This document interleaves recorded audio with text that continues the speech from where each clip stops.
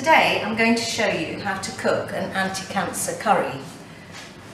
Basically it's a curry that my grandmother and my mother used to cook, but because Hippocrates said let food be your medicine and medicine be your food, I've been really thinking about the ingredients that we put into our food, and it occurred to me that this particular curry, or actually most curries, have got some ingredients in them that are now being shown in research to have anti-cancer properties. So here it is. It's anti-cancer curry. It is a chana dal curry. So the ingredients are 400 grams of chana dal, and those will have been soaked in water for about 30 minutes and then drained. Because I've been brought up in an Anglo-Indian family, cooking was always throw a bit of this into the pan and throw a bit of that into the pan. So I haven't measured any other ingredient out. I've only measured the chana dal out because I actually wanted to know what this amount of chana dal looked like.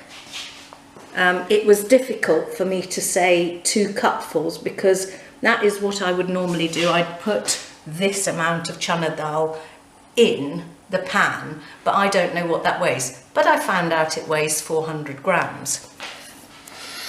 Then we have 4 cloves of garlic, peeled and finely cut, 1 inch of ginger root, washed and chopped very finely, and I'll explain that to you in a minute.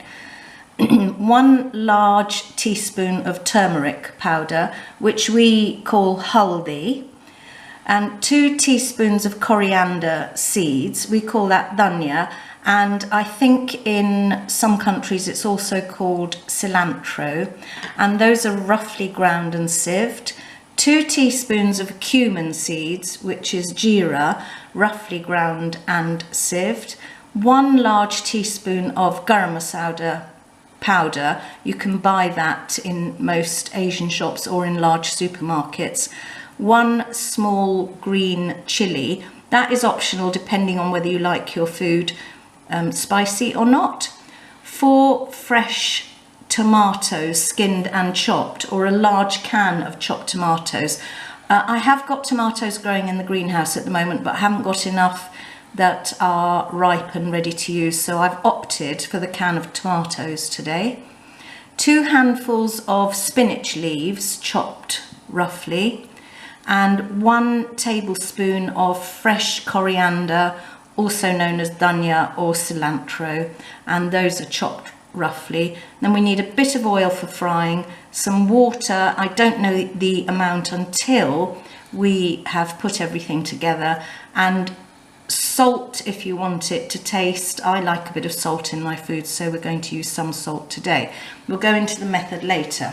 So here we have the chana dal, and there are 2 types of chana, unfortunately. There's the big chickpea types, and that is also called chana dal, but this chana dal is this. And that it's also a pea type thing, but it's a small one, and that's been soaking now, not quite for half an hour yet, but by the time we get round to using it, it'll be fine, and that's just in water. Then we have 1 large onion. The phytochemicals in onion and the vitamin C help improve our immune system, and our immune system is our first resource in the body to fight anything that it doesn't like. And because the cancer cells are cells that have mutated from ordinary cells, the immune system should be able to recognize them as foreign bodies and get rid of them. And then there are certain conditions that doesn't happen. So we need to keep our immune systems in very good condition so that it can fight anything that it thinks is abnormal in the body. Then we have 4 cloves of garlic here. Garlic is a bit of a wonder plant, nutritionally wise. it has some really fantastic medicinal properties to it. It's antibacterial, antiviral, anti-inflammatory. It reduces cholesterol levels, so it can reduce blood pressure as well.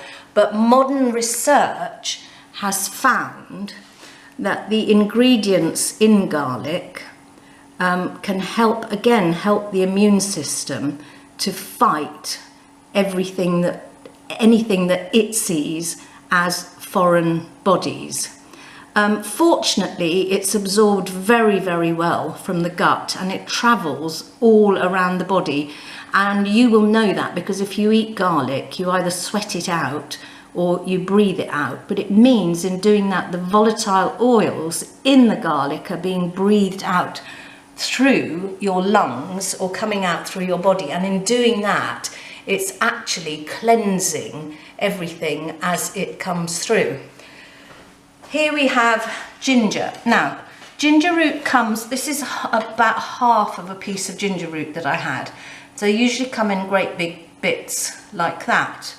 And I have cut off about 1 inch of that ginger root. I've left the skin on because many of the active ingredients are right underneath the skin. So leave the skin on of the ginger root. When I was learning to cook, my grandmother used to say, well, cook a curry. My grandmother used to say, always use the same volume of garlic as ginger root. So if you're increasing the amount of garlic you want to put in there, just increase the ginger root proportionally. Ginger has active ingredients which improve the circulation and digestion, and both of which are essential to maintain a healthy metabolism. Obviously, you have got to get the right ingredients into the body first, so it's important to have a good digestion, and once it's in there, the circulation has to be good so that the ingredients get carried around the body to where they are needed. Research has found that it stimulates cancer cells to actually self-destruct whilst protecting the normal cells in the body. So it's a very, very useful anti-cancer herb or food, if you like. Here is turmeric. Turmeric has been used, all of these you can buy in Asian shops or large supermarkets. They usually come in little packets, but because I buy them in large amounts, I've put these in jars for now. Turmeric is very, very widely used in Asian cooking. Apart from giving it colour, it has a slightly bitter taste which peps everything up. I'm a little bit annoyed with turmeric at the moment because it has become the so-called wonder drug of everything. And of course, I don't believe that anything is a wonder drug. Lots and lots of foods have very, very good properties, but there isn't a single food or herb which is a cure-all for anything. You very often have to mix things together to get a complete mixture of something that is going to help you get better with whatever you've got. Anyway, having said that and saying sorry to turmeric because we've used it for centuries and centuries, it is, the Cancer Research UK says that it can kill cancer cells whilst again preventing new ones growing. That has come up in research. It has the best effect on breast, bowel and skin cancers. Sadly, it's not easily absorbed from the gut, so it has to be eaten regularly to have a beneficial effect. They have found that absorption into the bloodstream is quite low. However, I think that even at low, it will be doing a good job for us. So these 4 ingredients, onion, garlic, ginger, haldi, are the basis of any curry. And how lucky are we that they also have fantastic beneficial health effects for us. The rest of these ingredients, I haven't bothered to write labels out for them because I have used them mostly for taste. They have probably got really good health benefits for us, but I've used them in here for taste. So here we have 2 teaspoons of whole coriander seeds, 2 teaspoons of whole jeera or cumin. These are quite bulky, so you can see that the volume in there doesn't look as much, but it'll be more or less the same. Here I have 1 teaspoon of already ground up garam masala. You can usually get that quite easily. And 1 poor sad little green chilli on its own that's been out, so it's looking a bit sorry for itself. It's been out for some time.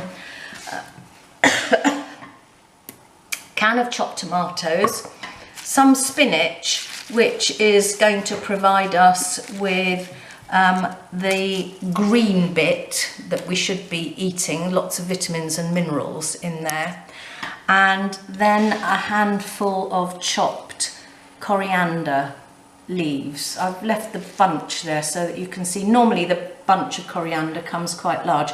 Because I'm not using that today, excuse me, I will pop it in the freezer. Okay, because I fully believe that it's great that we've got all this technology around us, and I suppose the real techos wouldn't call this technology, but to me it's technology and it saves so much time. I've whooshed up the onion, garlic, ginger and the chilli in my Maggi mix. Roughly chopped them in there, and I have ground up the coriander and cumin seeds together in a coffee grinder.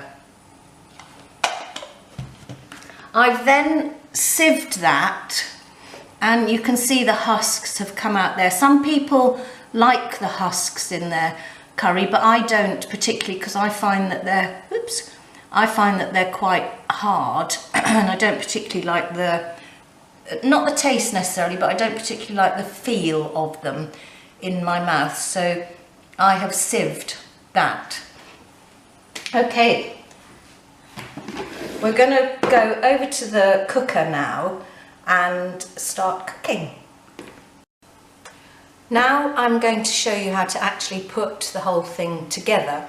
Just remember that none of these ingredients are set in stone, so experiment a bit. If you make it with these ingredients as they are and you don't like the taste of something, then you can adjust what you want.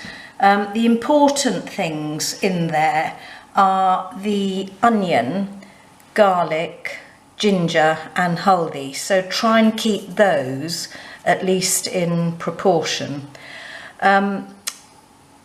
So we are going to gently fry the onion, garlic, ginger and the chilli together. I don't think I've put chilli on there, but anyway, the chilli's whooshed up. Do you remember I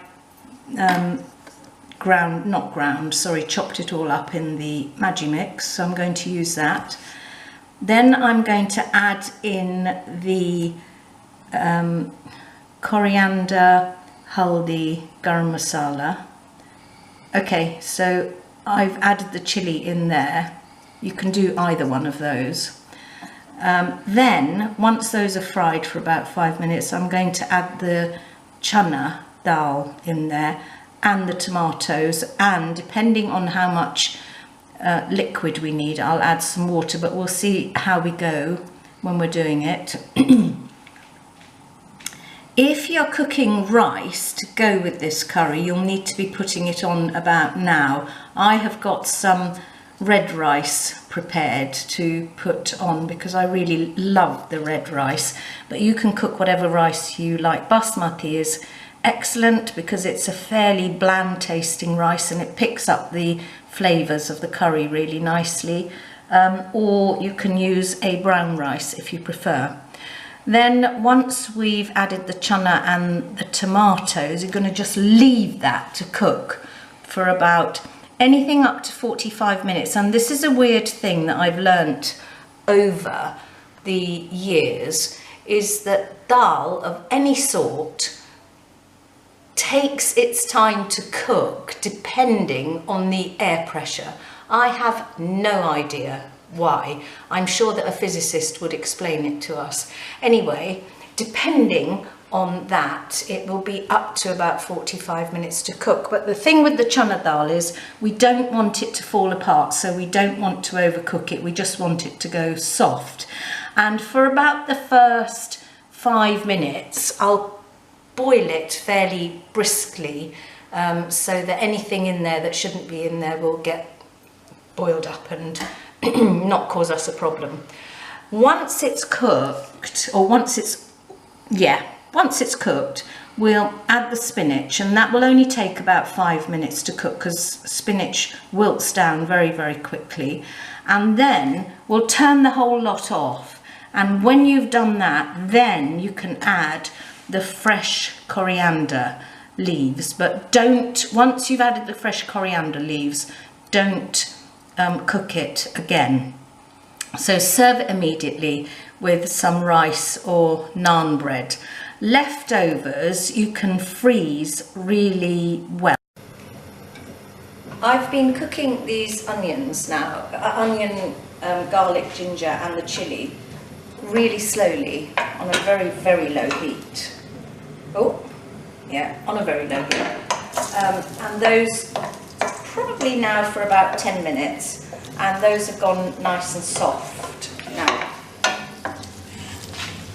Okay, nice and soft, but not browned. That's the important thing, not browned. Now I am going to put in the haldi, the garam masala, and the mixed coriander and jeera powder. And we're going to just fry that up a little bit.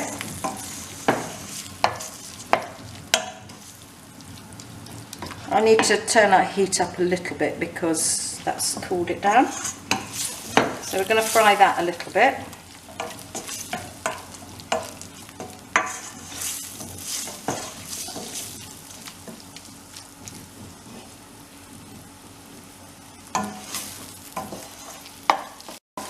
That's been frying for a few minutes now, and I like grapeseed oil, so that's what I have fried it in, and I've used about that volume. So a fair amount. You'll need quite a bit of oil in a curry. Don't worry about if it's too much oil.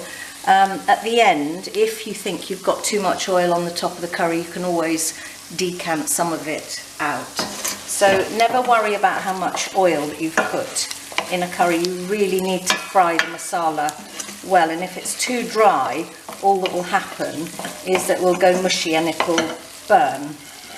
So that, I'm quite happy with how that's looking now. And so the soaked and drained chana is now going to go in.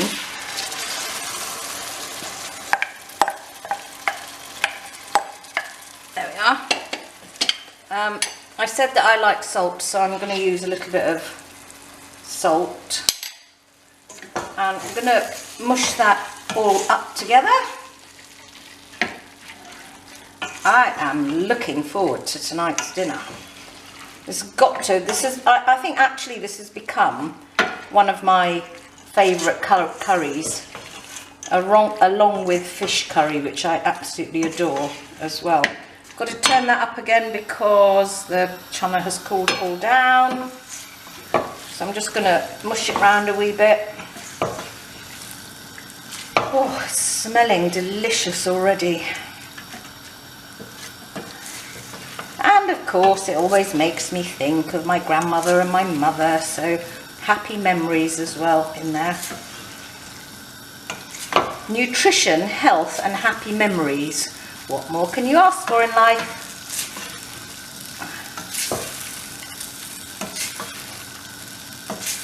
Yeah, that's so now you can see that the masala has spread nicely around the chana, and so the tomatoes are going to go in.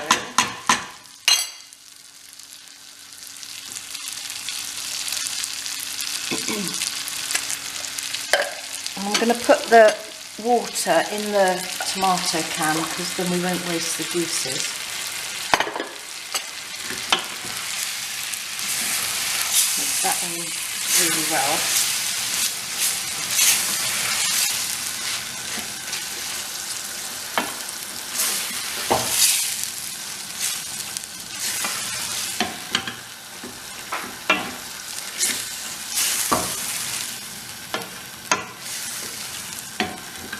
And I've used chopped tomatoes because I think the whole tomatoes just take too long to mush down in a curry. But my sister always used to say, use the whole tomatoes, the chopped tomatoes are too watery, but I like them, so we have to differ on that one. And now I'm going to add the water to that. That is quite a lot of chana in there, so I'm going to have to add a fair amount of water. So I'm going to add this can. Now have a look.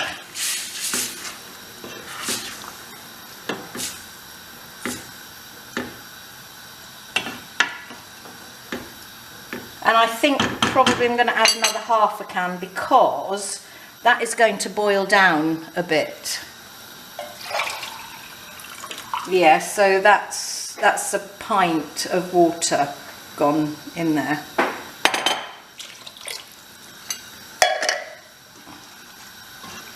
Fabulous. And I'm going to bring that right up to the boil.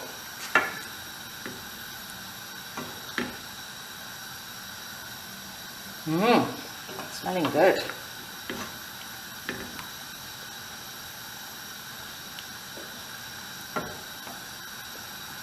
The tomato also gives it a little bit of acidity in there, which makes it gives it a piquant flavour when it's cooked.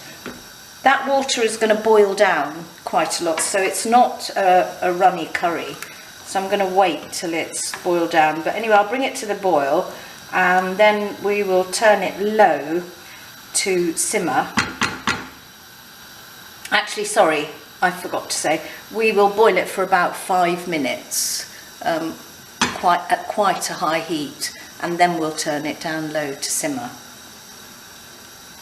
And I'll note the time and I'll tell you how long it takes to cook, but as I say, it changes all the time.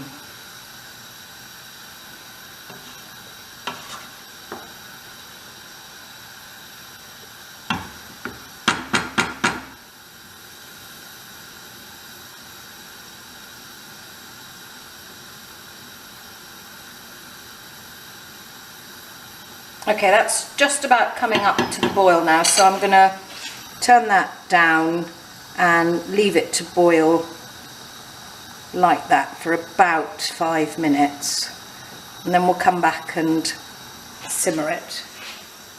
So the time now is 20 past 12, so at 25 past 12 I'll come back and turn it down. So that's been boiling like that for about 5 minutes now. You can see actually I haven't got it on a very high heat, so don't leave it whacked up on a very high heat, otherwise you will burn it. And now I'm going to turn it right down low, and I've got a feeling I might have to put it onto the back burner because the front one doesn't go very low. So there we go. Turn that one off. Yeah, that's nice. And you are never going to leave this curry alone. You're going to keep an eye on it all the time because it's simmering, and I'm not going to put a lid on there, and I don't want it to burn right up. I don't want it to boil right down and burn. And that, let's move it a bit more centrally. That looks good to me. That's simmering nicely. And you'll come back every now and again and give it a stir. That's been simmering for about 25 minutes now, but I've come back about every 5 minutes and given it a stir. The water has boiled more or less out of it.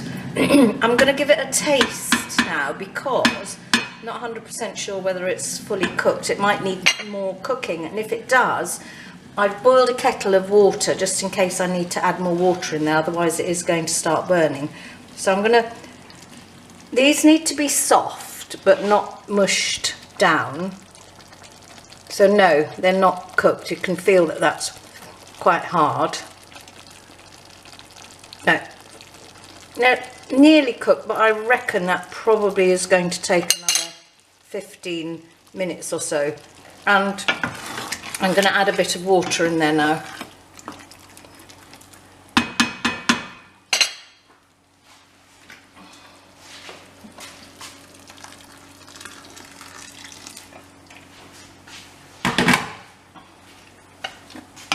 Probably be enough now. Bring it back up to the boil. So that was boiling water that I've added in. And I can't tell you the volume, you will need to judge it. And because I'm going to, I think, have to boil it for about another 15 minutes, I've put enough in so it doesn't dry out.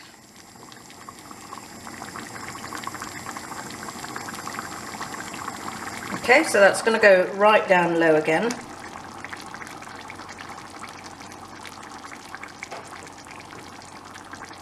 And again, so it's just simmering nicely, and again I'm going to come back every 5 minutes or so and give it a stir. That's been cooking now for about 50 minutes actually, but it's absolutely perfect. The chana dal has not mushed up and it's still quite firm. I'm going to pop the spinach in for about 5 minutes.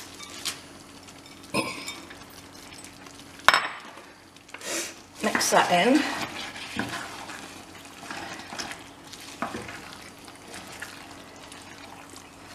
Actually, I might even leave it just till it wilts, because spinach does wilt very quickly. So I'll leave that, because I am going to explain to you about the rice now. There you go. That will wilt quite quickly, so leave that for a minute. Everybody should know how to cook rice the way my Auntie Lulu used to cook it, and she taught me how to cook rice, and this is what she said. 1 portion of rice to 2 portions of water. And admittedly we did always have basmati rice at home, so it's easier to cook than the long grain rice, so try and stick with basmati rice. However, today I have made the red mata rice, which I absolutely love. It's got a slightly nutty flavour to it. And when that started simmering, I put the rice on. So that is 1 portion, no, sorry, it's 1.5 cups, like that, of mata rice, and it's 3 cups of water, so twice as much water as rice. And I've added a bit of salt in because I already told you I liked salt. And what you do with it is put the lid on, boil it, bring it up to the boil, and then just let it boil for 1 minute, no more than that. Leave the lid on it and turn it off completely. And so that has been sat there now almost for as long as that has been cooking. Let me give that a stir. I don't want it to burn. Stick that bit of spinach back in there, that's fine. For me, that spinach is fine. It's cooked down, so I'm going to turn that off. And that rice is cooked absolutely beautifully. So basically you leave it to steam itself. And that is absolutely perfect rice in my opinion. Beautiful. Now that we've turned that curry off, this is the chopped coriander that I had earlier, and that is going in. Give that a stir around. Mix it well in, but don't cook it again.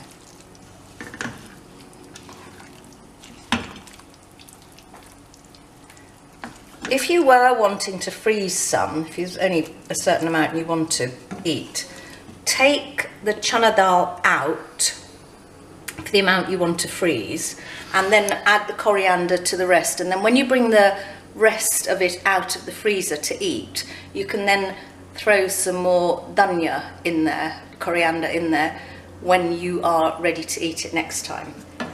So here we go. That is done. I'm going to put it on here.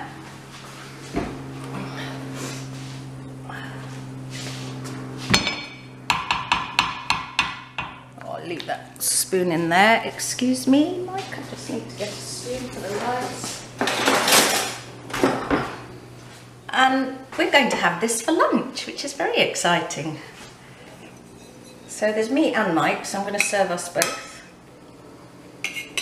And remember, I'm Anglo-Indian, so I probably eat more rice than most people. But you just serve out what you want.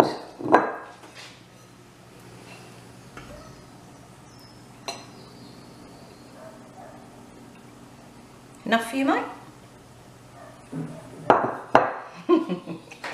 Yeah.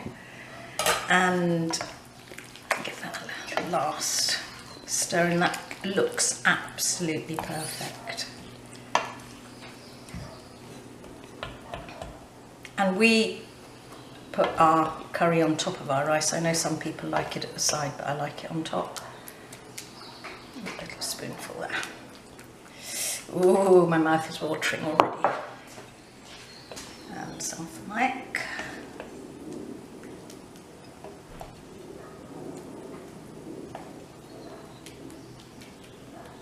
Excellent.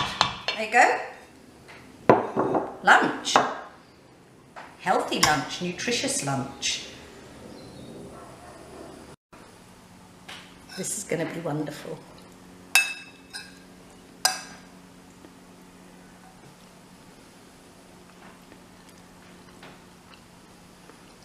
It is wonderful. I hope you really enjoy that. Have fun. Bye.